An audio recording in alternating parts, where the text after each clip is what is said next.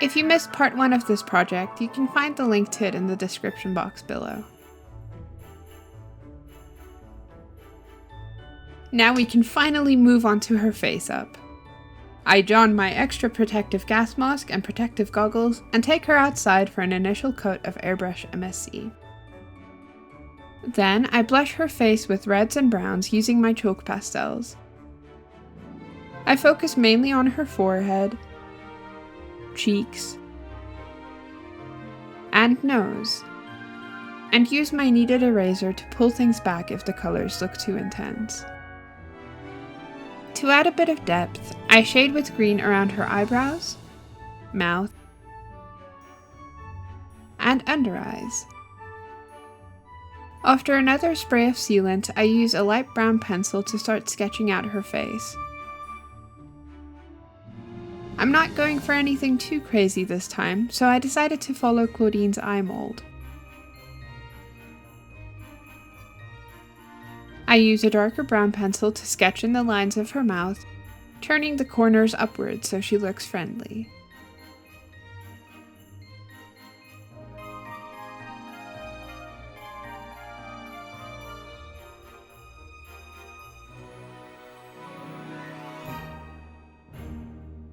I also add some more pastels to her lips. After another spray of sealant, I can darken the lines I already drew with dark brown pencils.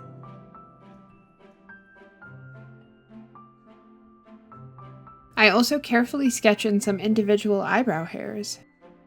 I want her brows to be a tad darker than the golden color of her hair. She also gets a cute beauty spot under her right eye. Taking my light brown pencil again, I sketch in where I want her curly edges to go. And, taking my green pencil, I give her irises some initial color and sketch in the green eyeshadow.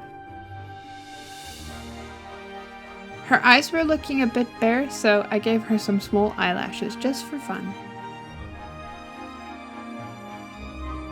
With all that done, I use black to finalize her eyeliner and sketch in her pupils.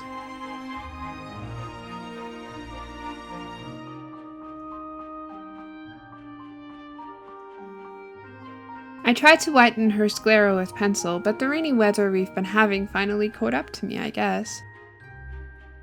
So, I sketched in where I want some highlights and took her outside for another spray of sealant before breaking out my acrylics.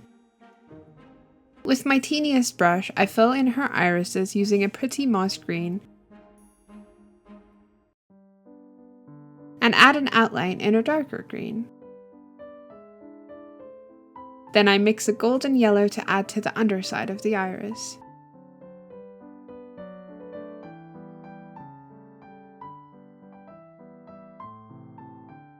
I add a line of metallic green underneath her eye for eyeshadow.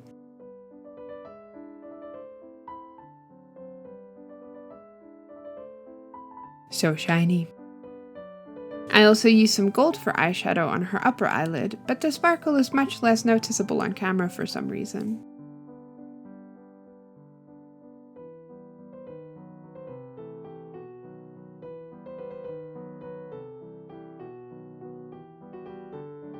The eyeshadow also goes in her inner eye corner, but there I use a bit of Outtro to feather it out. Let's add her sclera with some white acrylics while we're at it.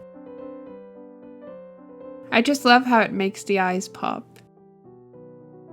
To refine her eyebrows a bit, I'm using a medium brown to paint individual hairs.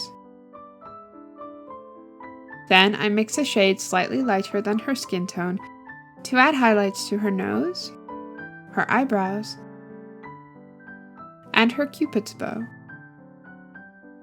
For her lips, I first fill them in using a pinkish nude color. Then I go back in with a darker brown to accentuate the lines I drew before. I'm going for that glamorous lip liner look, you know? My favorite part of her face up was getting to add these curly edges with a gold shade. They're just so dang pretty. And finally, we can darken her pupils with black. and fill in her eyeliner and lashes. To complete her face up, I'm giving her some simple round catch lights with a dotting tool. I think this is one of my favorite face ups so far. While I have my paint out, I give her a teeny tiny red manicure to match her shoes.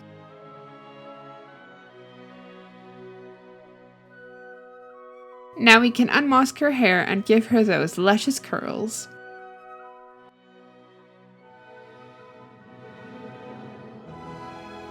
I use my mini straightener to heat up a metal chopstick and twist the hair around it.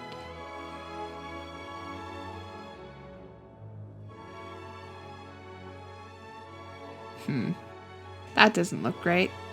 Okay, new plan.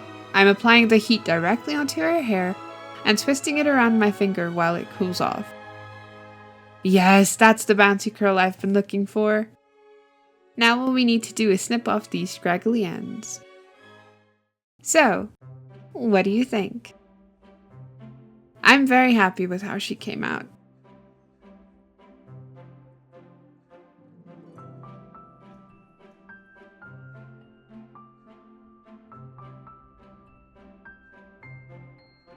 I was going for something soft and traditional to try and mimic the nostalgia I get when I think back to childhood Christmases and the decked out trees we used to have. I hope that comes across.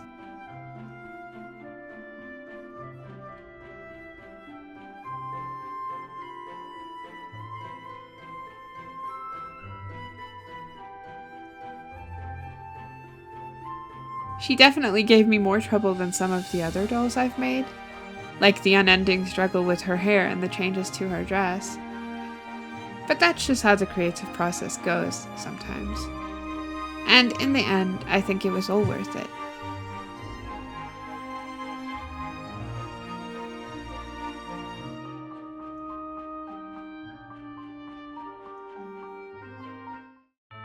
If you made it this far, thank you so much for watching. I hope you enjoyed this video and that you liked the doll I made for this collab. Be sure to also check out the stunning dolls my collab partners made. If you liked this video and you think I deserve it, please consider giving it a big old-fashioned thumbs up, commenting, and subscribing to my channel if you haven't yet. It really helps the channel out, and I'm working my way towards the next big milestone. I hope you all had an amazing festive season. I'll see you all again next year. Happy holidays! And, as always, stay golden. Bye! Oh, I bumped into my bed.